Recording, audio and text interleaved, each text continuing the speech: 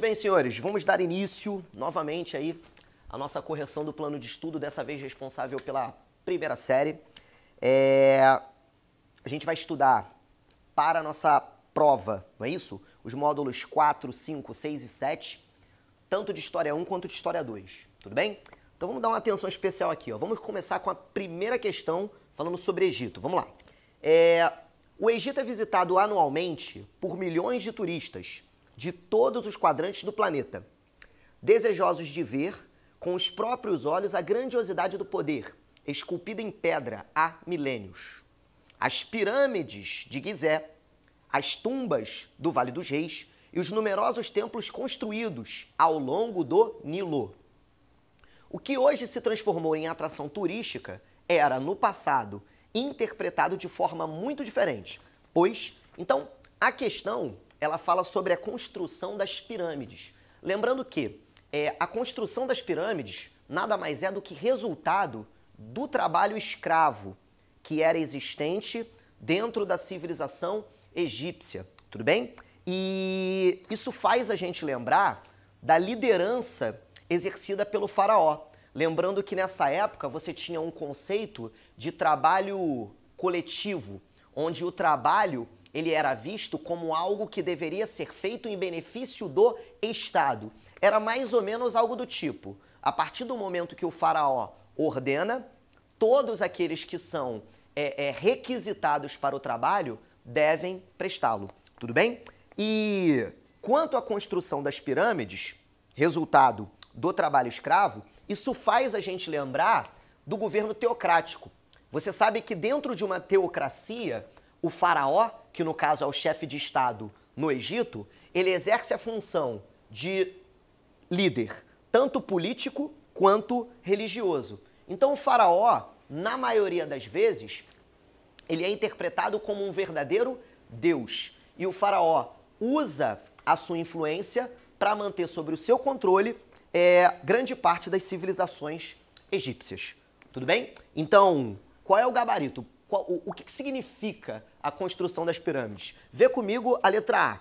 Significa, entre outros aspectos, o poder que os faraós tinham para escravizar grandes contingentes populacionais que trabalhavam nesses monumentos. Ou seja, é aquela ideia do trabalho atuando dentro da condição de uma servidão coletiva. O que é isso? Você presta o trabalho entendendo que é a ordem do faraó e entendendo que aquilo vai fazer bem para o Estado, para o governo, tudo bem? Gabarito da nossa primeira questão tá aqui, ó, de azul, letra A, tudo bem? Questão de número 2, questão discursiva, vamos lá. Segundo o historiador Deman, em princípio, Maomé conseguiu converter a nova fé a esposa e alguns amigos. Seu próprio núcleo de ouvintes foi mínimo, mas suficiente para irritar a elite comercial da Meca, cuja renda do turismo religioso foi ameaçada pela insistência de Maomé em destruir as imagens dos deuses politeístas. A repressão contra essa pequena e primeira comunidade muçulmana o levou a fugir com seus seguidores, no ano de 622 d.C., para outra cidade, mais aberta às suas demandas, Yatreb, desde então nomeada Medina, cidade situada a 300 quilômetros ao norte de Meca. Como ficou conhecida, letra A, como ficou conhecida a fuga do fundador do Islã, o profeta Maomé? Pois bem, tem algumas informações aí que merecem nossa atenção.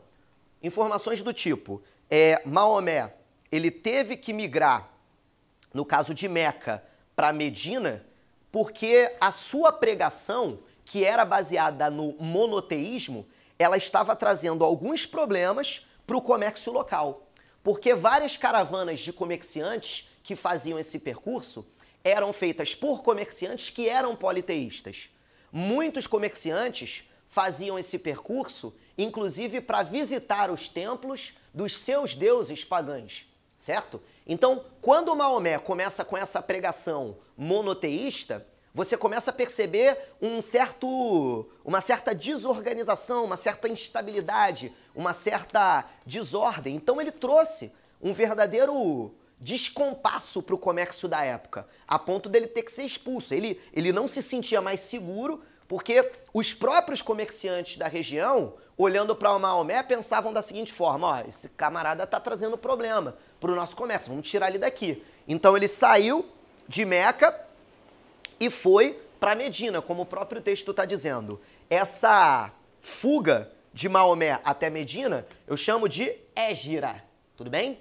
Hégira é o nome, então é o gabarito aí para a nossa primeira questão. Letra B.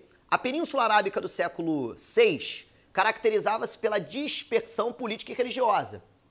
Como a religião muçulmana favoreceu o processo de construção de uma unidade político-religiosa na região? Na região, desculpa. Como é que acontece, galera? Quando Maomé começa a pregar o monoteísmo, essa ideia de se adorar um único Deus, isso acaba servindo como um elemento que nós chamamos de unidade religiosa, pelo fato de que as pessoas elas começam a ter um ponto comum, que é a adoração a um único Deus.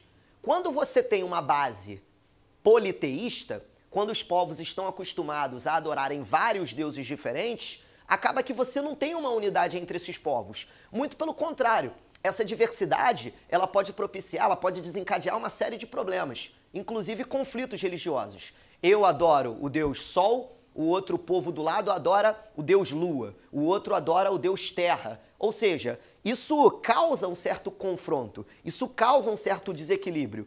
E quando o Maomé ele começa a divulgar, começa a espalhar a sua pregação, todos esses povos que se converteram ao islamismo adoram um único Deus. Então eu tenho uma unidade política que é propiciada a partir dessa unidade religiosa, tudo bem? Então, um elemento acaba se ligando ao outro. Então, respondendo à pergunta, como a religião muçulmana favoreceu o processo de constituição de uma unidade político-religiosa? Porque com a consolidação do monoteísmo, quando todos os povos passam a adorar um único Deus, eles acabam adotando uma linha, eles acabam adotando uma direção única, ou seja, a unidade política religiosa. Então a pregação dele serviu para, de uma forma ou de outra, unir certos povos que se converteram ao islamismo. Tudo bem? Questão 2. Beleza. Letra A e B. Vamos para a questão 3. O islamismo, religião monoteísta fundada por Maomé, mudou o cenário religioso e político do Oriente Médio e de toda a bacia do Mediterrâneo. Os padrões islâmicos de moralidade e as normas que regulam a vida cotidiana são fixados pelo Alcorão, que os muçulmanos acreditam conter a palavra de Alá, tal qual revelada a Maomé. Para os muçulmanos, sua religião é a conclusão e o aperfeiçoamento do judaísmo e do cristianismo. Maomé conseguiu unificar as tribos árabes, envolvidas em constantes disputas, numa força poderosa dedicada a Alá e à difusão da fé islâmica. Após a morte de Maomé, no entanto, seus sucessores não conseguiam manter a unidade por disputas sucessórias. Essas disputas dividiam o Islã em 2 grupos principais, que permanecem até os dias de hoje. Questão bem simples, né? Essa questão de número 3. Porque o que vai acontecer? Com a morte do profeta Maomé, enquanto o profeta era vivo, quem era o chefe político, quem era o chefe, quem comandava os ritos religiosos, era o próprio profeta, certo? O problema se deu depois que o profeta morreu. E aí ficou aquela coisa, quem é que vai dominar? Quem agora vai ser o nosso califa? Quem é que vai ser o nosso chefe de Estado? Quem é que vai comandar tudo isso daqui? Existe um grupo de pessoas que acreditavam no seguinte, que acreditavam que os chefes de Estado, eles só poderiam exercer tal função se eles tivessem uma ligação direta, familiar no caso, com o profeta Maomé. Nós só aceitamos a liderança daqueles que descendem diretamente do profeta Maomé, certo? Esse grupo eu chamo de xiita, que são aqueles considerados os mais radicais. Os sunitas, eles não trabalham com essa ideia. Não necessariamente o chefe de Estado, ele precisa ser alguém ligado diretamente à família do profeta Maomé. Então, é em torno do radicalismo de cada um desses grupos que você tem essa disputa, essa dicotomia que prevalece até os dias atuais, tudo bem? Então a gente fica aí, ó, com os sunitas e xiitas. Gabarito da questão número 3, letra C, aqui ó, de azul de novo, tudo bem? Vamos para a questão número 4, vamos lá pessoal. Sobre o continente africano, antes do século XV indica para nós o quê? Antes da presença portuguesa, antes da presença europeia nesse continente. O que a gente pode afirmar? Olha a alternativa 1.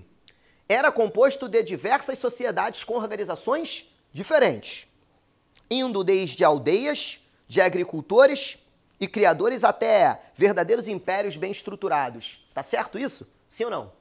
Obviamente que sim. O que a gente mais destaca em sala de aula é justamente você considerar a heterogeneidade que você tem presente dentro da África.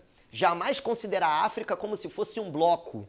Ou seja, é um continente onde a diversidade política, onde a diversidade cultural, onde a diversidade religiosa é gritante. É muito fácil você conseguir perceber isso dentro da África, tudo bem? Então, você tem cidades, você tem impérios, você tem regiões que são bem organizadas e você tem regiões que vivem em aldeias, com uma organização um pouco mais primitiva. Isto tudo dentro do mesmo continente. Alternativa 2. Os africanos formaram grandes reinos, como Kush, Gana e Mali. Está correto também. São os impérios que surgiram nessa época aí, antes da presença europeia na África. Beleza? Número 3. O continente é habitado por diversos povos e etnias, cada uma com sua própria língua, costumes e regras sociais. Sim, isso daqui, na verdade, corrobora com a alternativa número 1, mostrando que que os povos eles vão se organizar de acordo com a sua cultura local, beleza? Questão número 4. Era composto de sociedades sem escrita e, portanto, sem história. Claro que não, né? Na verdade, o fato de não existir escrita não necessariamente indica que esse povo não tem história. Isso é uma visão extremamente limitada sobre o homem histórico. Vocês aprenderam sobre isso quando a gente discutiu ali a definição, o conceito de pré-história. Tudo bem? A escrita, ela não é o elemento necessário para que o homem seja identificado como agente histórico. Na verdade, a história ela começa a partir do momento que você tem o registro do homem no planeta. Beleza? Então nós temos as questões 1, 2 e 3 corretas. Beleza? Qual é a alternativa que a gente fica então? Número 4. Número 4, letra D. Aqui, ó. Número 4, letra D de dado. Beleza? Questão número 5, galera. Vamos lá. Considere duas hipóteses sobre a origem do homem americano, que teria ocorrido há mais de 10 mil anos. Número 1. Migrações oriundas da Ásia, passando pelo Estreito de Bering. Número 2. Migrações oriundas da Polinésia, via Oceano Pacífico. Quanto aos fatos geográficos que as sustentam, é correto afirmar que a hipótese... Pois bem, o que a gente aprende em sala é que a hipótese mais aceita é o que está sendo estipulado aí na letra B, que está escrito assim, ó, número 1. Explica-se pela ocorrência de glaciações que, diminuindo o nível do mar, teriam unido o Alasca à Sibéria por terra. Ou seja, naquela região ali, ó, acima de onde está escrito o Oceano Pacífico, você consegue avistar o chamado Estreito de Bering.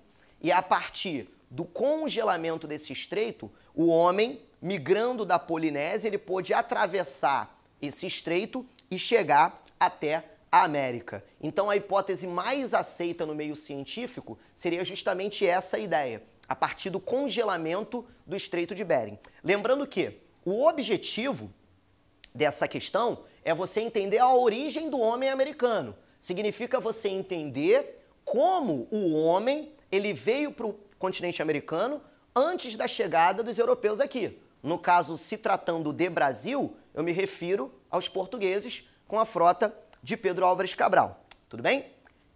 Questão número 5 aqui, ó, de azul de novo, hein? Bem didático. Questão número 5, letra B, de bola. Beleza? Vamos lá. Questão de número 6, discursiva essa. Vamos lá.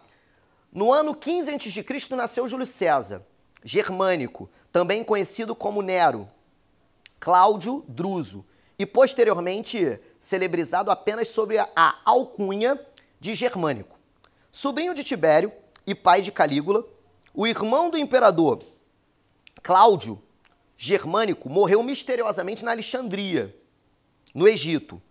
Ele ficou assim conhecido por ter vencido várias tribos germânicas e ajudado a estabelecer as fronteiras ao norte e a leste do Império Romano, tendo recebido várias honrarias de Roma e ocupado os cargos de questor e de cônsul.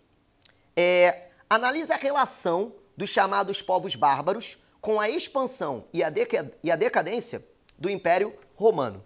Pois bem, o que você vai trabalhar dentro dessa questão? Você tem que perceber o seguinte, você tem que perceber que os povos bárbaros, eles vão se aproveitar desse processo de crise que o Império Romano vinha enfrentando para poder invadir as cidades. Na verdade, os povos bárbaros, eles sempre ansiaram por essa ideia de invadir as cidades romanas. O problema é que o exército romano era muito forte, era muito poderoso. Inclusive tem aquele mito da invencibilidade do exército romano, dada a política expansionista agressiva que Roma adotou durante sua fase imperial. Então, o que acontece é que os povos bárbaros queriam invadir o Império Romano, queriam invadir as cidades para praticar a pilhagem e o saque. O problema era que o exército era forte. Então foi preciso acontecer a crise do Império Romano para que a partir dessa crise, que é uma crise no exército, que é uma crise na escravidão, uma crise sistemática que o Império Romano vai atravessar, aí sim você tem o enfraquecimento das fronteiras, e isso acaba facilitando as invasões bárbaras. Os povos bárbaros vão se aproveitar desse contexto de enfraquecimento a partir da crise do Império Romano para que eles pudessem invadir as cidades. Lembrando que aqui ocorre o processo de ruralização, pois as cidades elas vão se tornar ambientes cada vez o quê? Menos seguros. Tá? Você tem a elite romana migrando da cidade para o campo, exatamente pelo fato da cidade ela não ser mais segura, pelo fato da cidade estar constantemente sendo invadida pelos bárbaros. Tudo bem? Letra B. Identifique duas características importantes do período imperial romano. Galera, questão bem geral também. Você poderia colocar ali vários elementos aí presentes dentro do Império. Eu escolhi dois que eu considero principal, como, por exemplo, a questão da centralização. O que vai, por exemplo, diferir o período monárquico do período do Império seria justamente essa questão da centralização política. Uma vez que o imperador geralmente é alguém que tem prestígio dentro do exército, certo? E o imperador ele sai tanto com o prestígio militar, ele tem um comando muito forte dos seus exércitos e ao mesmo tempo ele também tem um poder político. Então, o período imperial é um período marcado por essa centralização e por que não falar da questão expansionista? Uma vez que Roma se transforma num império extremamente grandioso no período imperial. Tudo bem? Questão número 7. Vamos lá. Os combatentes de gladiadores surgiram no sul da Itália, chegaram a Roma no meio do século III a.C. e foram oficializados pelo Senado em 105 a.C., inicialmente realizados durante as cerimônias fúnebres. Pouco a pouco eles foram perdendo seu caráter sagrado e se transformaram em manifestações laicas, no início da era cristã. Apesar de escravos, os gladiadores eram esportistas de alto nível, pois cabia aos promotores das lutas oferecerem um espetáculo de qualidade. Esses combatentes representavam para os gladiadores cair nas graças da multidão, fato que os levava à fama. Para conquistar o reconhecimento do povo, os cidadãos importantes, desde líderes locais até o próprio imperador, ofereciam esses espetáculos ao público. O governo de Otávio Augusto, visando aumentar a popularidade e diminuir as revoltas dos pobres das cidades de Roma, ampliou a política do pão e circo. Sobre o momento da história romana, é válido afirmar que... Então vamos lá. O que você precisa saber sobre essa política aí chamada de pão e circo? É um momento em que o Império Romano ele já começa a apresentar os seus primeiros sinais de fraqueza, os seus primeiros sinais de falha, e era preciso você conter possíveis revoltas populares. Era preciso você conter uma ação que partisse do povo, algo que simplesmente poderia acontecer e fugir o controle das autoridades. Então era muito importante, se fazia muito necessário que o governo ele mantivesse uma postura mais firme com relação ao controle da sociedade, com relação à possível revolta ou a possíveis revoltas que partiriam do povo. E o governo ele criou uma estratégia muito interessante, que é uma estratégia que fica conhecida como pão e circo. Ou seja, a ideia é você afastar o povo das questões políticas, para que você impeça manifestações. De que forma você faz isso? Simples. Mantenha o povo alimentado e mantenha o povo com uma certa dose de entretenimento. A exemplo do que acontece nesses espetáculos, como o próprio texto está descrevendo. Se você observar, a ideia é manter o povo distraído. Se o cara está alimentado e está distraído, ele não consegue enxergar as mazelas e os defeitos do governo. Tudo bem? A gente fica nessa questão aí com a letra D, questão número 7, letra D de dado, não é isso? Os combatentes entre gladiadores, promovidos nos estádios, serviam para diminuir a insatisfação popular contra os governantes. Quer dizer, enquanto o povo está entretido com aquele tipo de situação, o povo simplesmente esquece das verdadeiras mazelas, dos verdadeiros problemas que a sociedade vem enfrentando. Tudo bem? Beleza. Questão número 8. Vamos falar de feudalismo. Sobre a Idade Média Europeia, escolha a alternativa que preencha corretamente as lacunas. Vamos lá. A sociedade feudal, ela era estratificada em quê? Ela era estratificada em ordens, não é isso? Em ordens. Como, por exemplo, você tem o clero, você tem a nobreza, você tem a burguesia ou os comerciantes e os camponeses. Tudo bem? Sendo as relações orientais entre a nobreza, ou seja, como é que é uma relação horizontal? É uma relação do nobre para com o outro nobre. Lembrando que eu chamo essa relação de sucerania e vassalagem, na qual o sucerano ele vai entregar terras ao seu vassalo. A ideia é estabelecer uma aliança militar. Muitos suceranos eles adotam uma política de proteção ao conceder terras aos seus vassalos. Tudo bem? Então, sendo as relações orientais entre a nobreza, através da sucerania e da vassalagem, né, as relações verticais ocorriam. Os servos, o que é uma relação vertical? É uma relação de uma classe para com outra, certo? Não é uma relação nobre-nobre, como a sucerania e vassalagem. Uma relação vertical ocorre de uma classe que está em cima para com uma classe que está embaixo. No caso, o nobre para com o camponês. Essa relação é uma relação de quê? De servidão. O servo trabalha e paga impostos ao seu senhor e em troca ele tem o quê? Ele vai ter proteção. Tudo bem? Com isso, pessoal, a gente fica com a letra A. Não é isso? A gente fica com a letra A. Beleza? Vamos ler de novo. Ó, a sociedade feudal é estratificada em ordens, sendo as relações horizontais entre a nobreza, através da sucerania e da vassalagem. As relações verticais ocorriam entre quem? Entre os servos que tinham deveres como pagamento da corvéia. Na sua apostila vai ter uma lista dos impostos que os servos são obrigados a pagarem. Corvéia, banalidade, estalha. Depois dá uma olhadinha lá para você ampliar aí o seu leque de estudos. Tudo bem? Questão 9, pessoal, vamos lá.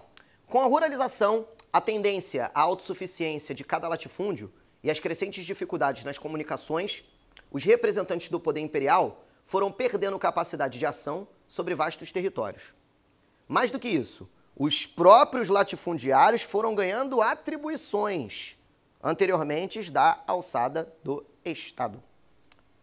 A característica do feudalismo mencionada no fragmento é, pois bem, quando ele fala que os próprios latifundiários, ou seja, os donos de terra, ganharam responsabilidades que antes eram pertencentes à ideia de Estado, ele está falando da descentralização política. Já vou logo para o gabarito da questão. Por quê? Porque existe um predomínio do poder privado. Quando você fala que no feudalismo o poder ele é descentralizado, primeiramente significa que é um poder dividido. Primeiramente significa que é um poder repartido entre os vários senhores feudais, ok? E o que vai acontecer, pessoal, o que você deve perceber é que essa frase aqui, ela consegue sintetizar muito bem o gabarito dessa questão, que é simplesmente um feudo, uma lei, uma moeda. Quando eu falo que cada feudo tem uma lei, eu quero dizer que cada senhor feudal vai fazer a sua lei. Quando você vai de um feudo para outro, as leis elas não precisam ser as mesmas. E quase sempre não são. Cada feudo tem a sua própria moeda. Cada feudo tem a sua própria unidade de medida. É como se o feudo ele fosse um mundo local. É como se o feudo ele fosse simplesmente algo que representasse a autossuficiência. É como se o feudo ele fosse próprio para cada senhor. Tudo bem? E por isso, a gente vai ficar aí, como gabarito da questão, a letra B. Você tem um poder fragmentado, você tem um poder político que é dividido e cada feudo tem a sua própria autossuficiência. Cada feudo tem a sua própria lei, cada feudo vai ter a sua própria base jurídica. Cada feudo tem o seu senhor, cada feudo tem a sua unidade de medida. Ou seja, o que você tem que perceber é que cada feudo representa um mundo local. Tudo bem?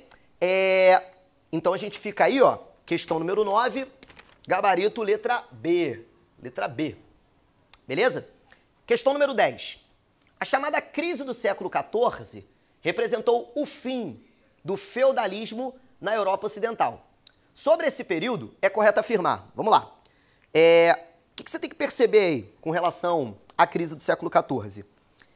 Essa crise, ela vai desmantelar o regime feudal. É uma crise que abalou profundamente a agricultura. Você tem um desequilíbrio climático, você tem um período de chuva que é precedido por um período de frio. Isso desmantelou, isso desorganizou de uma maneira considerável o feudalismo, certo? E você pode somar a tudo isso que está acontecendo um grande período de fome, porque se eu tenho problema na agricultura, isso acaba representando também um problema na produção de alimentos, certo? Quando eu tenho um problema na produção de alimentos, eu tenho o camponês passando fome. O camponês passando fome, ele vai se revoltar contra o nobre. Ué, mas o camponês pode se revoltar contra o nobre? É claro que pode. O nobre, ele não está cumprindo a parte dele no acordo de servidão, que é manter o camponês protegido. O camponês já trabalha muito, o camponês paga uma série de impostos. E quando ele não se sente protegido, ou seja, quando ele não está sendo alimentado, que é uma questão básica da sobrevivência, ele vai se revoltar. Então eu tenho guerras, eu tenho revoltas camponesas, eu tenho fome e, para completar o cenário, como está dizendo aí a letra D, eu tenho a peste negra. Olha o que está dizendo aí a letra D.